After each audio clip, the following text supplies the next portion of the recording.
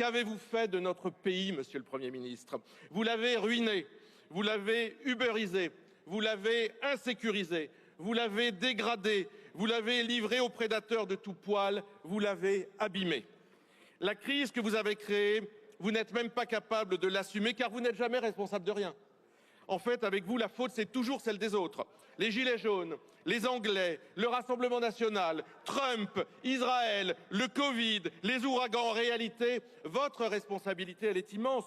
Vous qui êtes là depuis le premier jour, monsieur le Premier ministre, mais c'est surtout celle, évidemment, du président de la République, véritable artisan du chaos.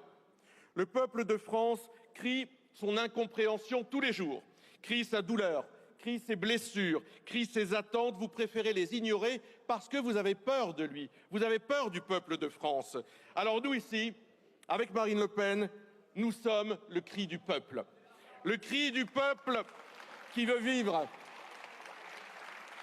Nous sommes le cri du peuple qui veut vivre de son travail, de son talent, de sa créativité, de son agriculture, de son industrie, de son intelligence collective.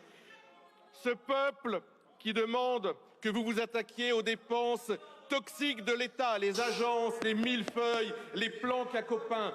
Rien dans ce budget, rien en vue. Ce peuple qui demande que vous attaquiez à la contribution à l'Union européenne, elle augmente encore dans ce budget. Au coût de l'immigration, au tabou suprême, rien en vue. À la fraude sociale et fiscale, rien en vue. À une fiscalité plus juste et tournée vers la croissance, rien en vue. À l'aide au développement qui ressemble souvent à la gabegie, rien en vue. Le cri du peuple que nous portons, c'est celui des retraités qui seront encore la variable d'ajustement avec la fin de l'abattement des 10% que vous envisagez, avec le gel des pensions. Quel acharnement! Le cri du peuple que nous portons, c'est celui des classes moyennes, avec le gel du barème de l'impôt sur le revenu, la taxation des tickets restaurants et des chèques vacances. Ils seront encore une fois impactés concernant leur pouvoir d'achat. Eux, bien entendu, ils ne cassent rien, alors vous les tondez. Le cri du peuple que nous portons, c'est celui des jeunes qui verront leur job étudiant fiscalisé, mesquin et si injuste dans la même logique que la suppression des 5 € d'APL.